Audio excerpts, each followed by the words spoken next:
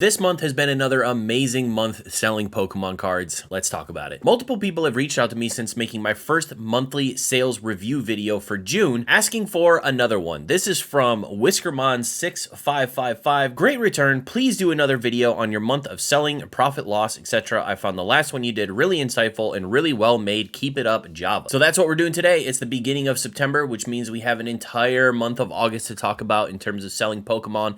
It went really well. Let's hop into the spreadsheet and get going. Let's first do a quick breakdown of the different metrics I track over the course of a month. The first one is flipping. So pretty much all the cards I get from Japan that I then grade and sell. We're going to talk about the profit that I made of each one of those in the month of August. The next metric is the comic book shop. I consign a small space in a comic book shop where I sell singles and now I sell packs and some other accessories. So I break that down line by line. We're going to talk about how well the comic book shop did this month. Spoiler alert, it was our best month yet. The third metric is collections. I bought two really big collections this year, one for 10,000, one for 4,500, and I've been tracking every card sold from that collection, trying to get back into the black for each of those collections. So we made some progress this month. We're going to go over that as well. And lastly, this month has a special metric because I had a local convention that I did. You can check out that video reviewing the entire process of the event, but those numbers are also tracked on my spreadsheet. Now that we got all that out of the way, let's look at some numbers. Super quick rundown of the spreadsheet and its format.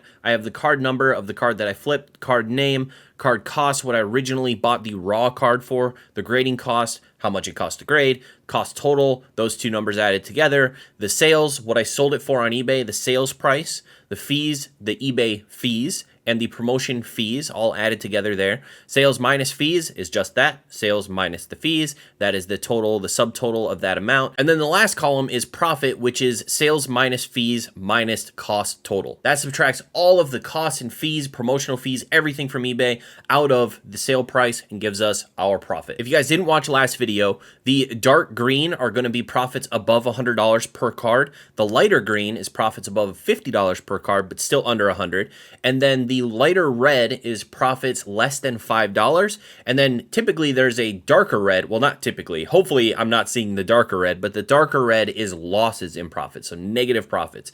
Luckily this month, we didn't have any negative profits, but we did have quite a few in that light red range, profits under $5. The beginning of the month actually started out kind of slow. I had a vacation at the end of last month, which I turned off my eBay store for a good 5 or 6 days. And I feel like that can kind of throw a little wrench in the algorithm. So the month sales started off pretty slow. Once we hit the middle of the month, my PSA returns started coming back. I think I got 2 PSA returns back now. I got 1 more coming back. The last couple weeks of the month actually were pretty dang good in terms of sales because of all those new cards I was able to add. And I felt like a lot of my older cards were moving again. So maybe the algorithm was starting to pick up on my store again. So let's take a look at the major losses first. Again, like I said, we didn't have any major losses, but we definitely had some cards that did not profit more than $5 per card. I typically like to be, $10, $20 profit per card, but these were more in like the $2 to $4 per card. So let's go through and take a look at why that happened. So as you can see here, the first one that profited under $5 was a Mewtwo art rare from Japanese 151. This one got the CGC 9. Luckily, I was able to sell it for $25 at the local convention. So as of right now, I still made like $4 on it. If I would have sold it on eBay, this definitely would have gone into the negative with the fees and everything. The next one we've seen before. I think in my last video, I talked about how I thought the Scarlet and Violet art rares of the starters were going to do better than they actually did in PSA 10, but I was able to sell this $25 PSA 10 Quaxley AR at the convention. A kid actually came up to the booth and said, "What is your cheapest PSA 10?" And I was like, well, it's this $25 Quaxley, and he just bought it on the spot. Luckily, we were able to claw $3 out of that transaction in profit. Once again, the art rares of the starters didn't do quite as well as I thought they were going to out of the gate. Now let's take a look at other transactions that didn't hit above that $5 mark. We have some auctions. So I decided I got a CGC return, a big CGC return back of a lot of Pokemon 151 Pokeball reverses, not the Master Ball reverses. I did get a lot of those back as well, and those sold really good at the end of last month. But this month I sent 60 reverse holos of some really big Pokemon, so Mewtwo, the Evolutions, Dragonite, Gyarados, those Pokemon, just the Pokeball reverses. I decided to start kind of auctioning them to see what would happen. Some of the auctions did really well, some of the auctions not so well. I'm only in $3 a piece on these because they're fairly cheap. They're not the Master Ball reverses. They're a little less sought after, but a lot of them did get the CGC 10 or the CGC Pristine 10, which was great. But that means because they're not the Master Ball, they're kind of less sought after than some of the other ones. So I'm kind of scratching by on a lot of these cards, hoping to make, you know, $5 a piece, $10 a piece. There are a couple now that I've made $20 a piece, $8 a piece, and those ones I'm pretty happy about. I'm pretty okay with making $8 on a $3 card. That's pretty okay to me. I think with most of this buying and selling thing, you're hoping that the overall number is positive. Even if you lose on a couple of cards, you still want that profit number at the end of the day to be a positive number. I have a ton of these cards to sell through. I am not sad about this at all. I am happy that we stayed out of the negative and I'm not losing money on these cards. Last but not least, we had one more card where we made under $5, and that was the Lucario SAR from V-Star Universe, one of my favorite Lucario cards ever. I love the menacing look artwork that that card has, but unfortunately, it's not selling for quite as well on eBay as I would have hoped. There's probably a ton of those out there, especially with the V-Star reprint apparently coming in September. I would be hesitant to buy a bunch of V-Star Universe cards right now. Who knows how big that reprint could be? It could not do much. It could do a whole lot. So probably better to wait and see just how big that reprint is and how much that could possibly affect the market. Time to go through some of the biggest winners of the month. The first one we have is a PSA 10 Charizard. This is the Battle Boost non-holo Charizard. I bought it for 21, graded it for 15. At the end of the day, profited over $100 on it. Fantastic. I had that card for a while. It pays to be patient sometimes because I definitely could have auctioned that at some point and probably made a lot less money. But since I'm not in dire need for money right now, I was able to hold on to it, adjust the price over time, make sure you stay lowest listed. Ultimately, hopefully, it sells for a good amount and you're able to make $100 on it. Speaking of Master Ball reverses from Pokemon 151, the Master Ball reverses did really well right out the gate. Especially, I got a bunch of pristine 10s on them. I was super happy about that, and I was able to sell a lot of them. Most of them, except for the Charmeleon, I think is the last one that I have, but most of them sold for well over $100.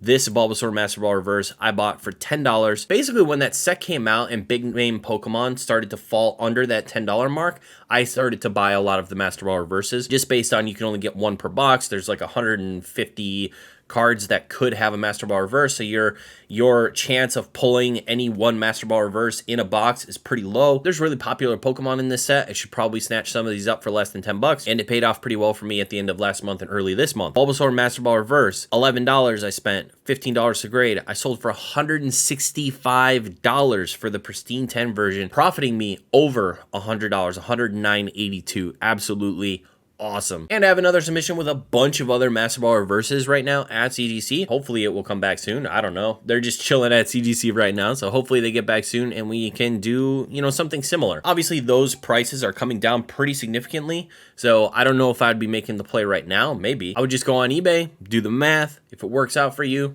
try it out. Next up, we did really well on a couple of PSA cards that I've been holding on to for a while. So this is a PSA 10 Empoleon from a Diamond and Pearl set.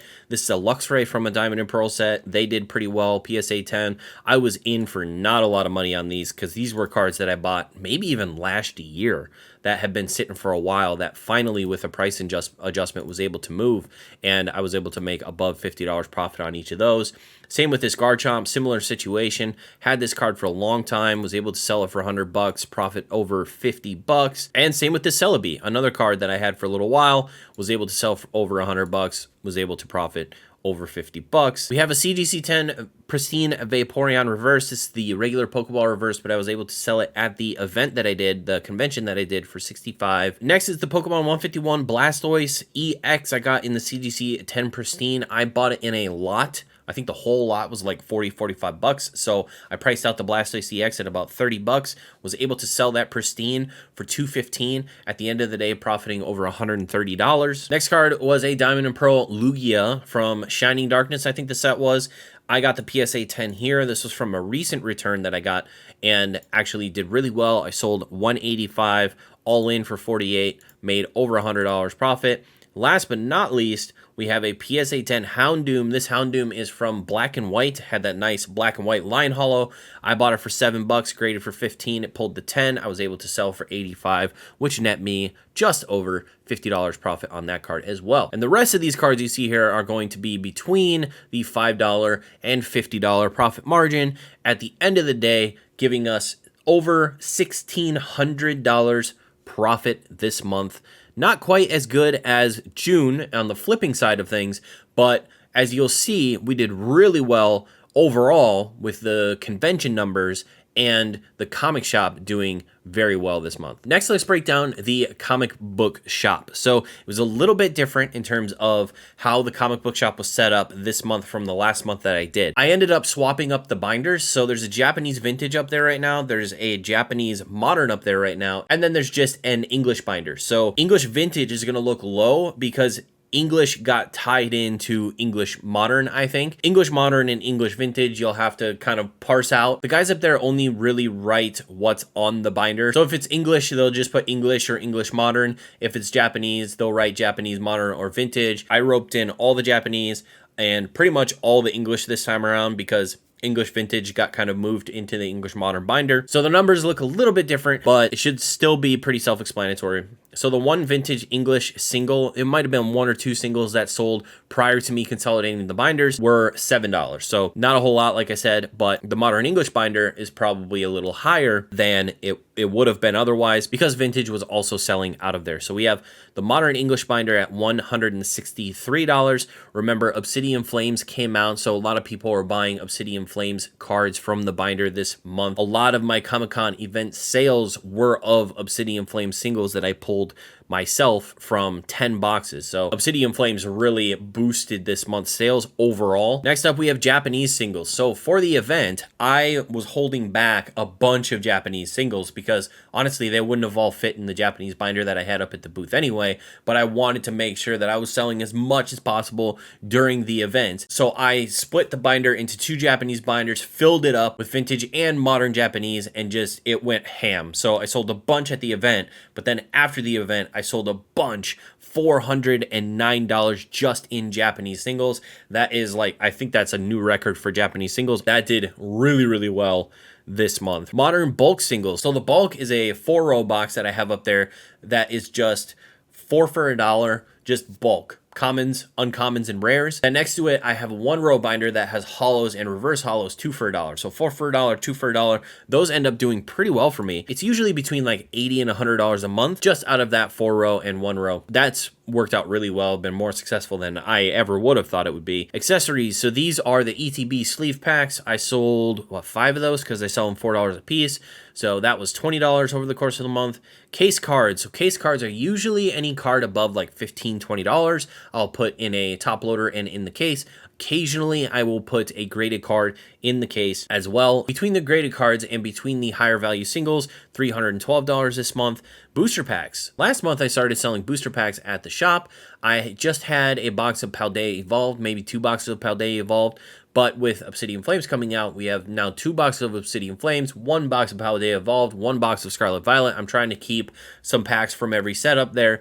And so this month we sold $85.50, which is just about 1 booster box, but there is still a ton of packs up there. So I sell them for $4.50, which is a little less than a store. So if you walked into Target and bought a sleeve booster, it would be $4.99. I'm selling them for $4.50 out of a booster box. They seem to do pretty well. At the event, I was selling them for $4 a piece because every sale I have at the booth, there's a 10% fee for the store. So I was able to sell them for a little bit cheaper at the event. Next, we have the bonus metric. We have the Comic-Con event. So at the Comic-Con, I did very, very well in non-graded sales. In comparison, the event we did last year, I had $1,000 in sales total.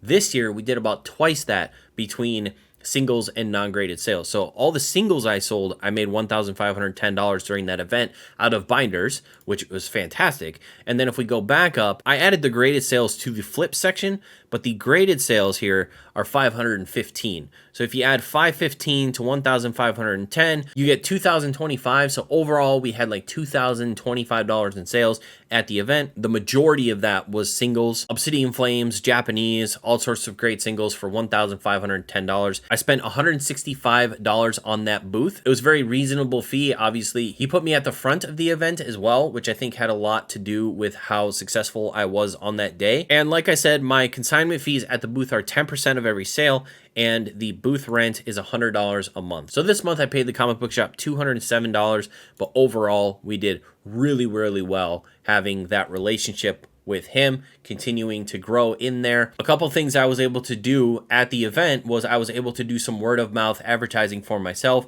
and my little booth inside the comic shop. So when people would come up, they'd be like, hey, do you have a store? Where can we find you? And I would say, well, all my graded stuff is on eBay, but I have a bunch of cards inside the comic book shop. A lot of people didn't even know that the comic book shop sold Pokemon, and I've been there for 6 months. So being able to tell them, get that word of mouth out there really helped me, I think, generate more sales in the second half of this month after the event happened. The second thing I decided to do was finally buy an LED sign to put in the front of the comic shop window. Probably the dumbest oversight that I didn't even think of doing until now was figuring out an actual good light up LED Pokemon logo sign to put in the front window so that people know that, hey, there's Pokemon inside the comic shop. I'm an absolute idiot, but luckily, someone on Facebook, on I think Safari Zone's Facebook group, posted that they were making LED signs of the different game logos. He had one for Pokemon, and it looks like it lights up really well. And going into the fall, when it's going to start getting darker later,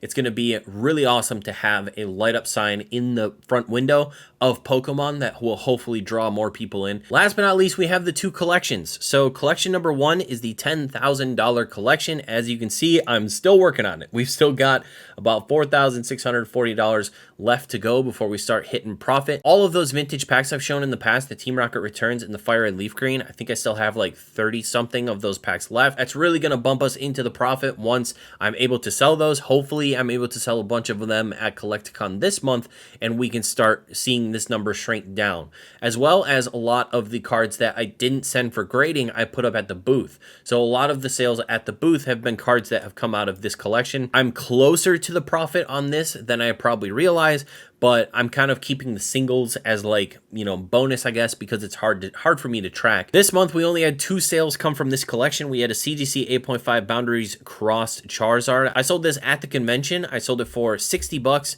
and overall, after the grading fee, $45 added to the profit of this particular collection. And on top of that, we actually did sell another PSA 8 Team Rocket Returns pack. This pack we sold for $700. The last pack I think we sold for $750. After all the fees and the grading fees and stuff, we came out $576. So we were able to knock off another $576 off of that to get us closer to the profit margin on this collection. The second collection was a $4,500 collection. As you can see, we're getting a lot closer on this one. We're $1,285 off. We still have a bunch of cards to sell, and I still have a bunch of Pokecune cards that aren't even listed on eBay, a bunch of Pokecune cards still at PSA. So we've got some big cards coming back that will really push us into the profit on this particular collection. We've done really well so far just on the cards that I've graded. So this month we sold 4 graded cards. We sold the CGC 9 Typhlosion from the Neo file, sold a CGC 10 for Alligator from the Neo file. We sold a PSA 10. This was a Wind from the Sea Entei Hollow that got a PSA 10. This one really helped us out because I sold it for $384. And lastly, we sold the CD promo Snorlax. It actually kind of looks like the Jungle Snorlax, but drawn in crayon. It's a really cute looking card, and we were able to sell that one for 85 bucks as well. So $1,285 away from jumping into the black, into the profits on this particular collection, and $4,640 away from getting into the profits on this collection. If you guys like this video and want more, make sure to hit the like button and make sure to hit the subscribe button and ring the bell on it to make sure you're notified the next time I release another video. If you're interested in watching my review of my sales for June, you can check out that video right here.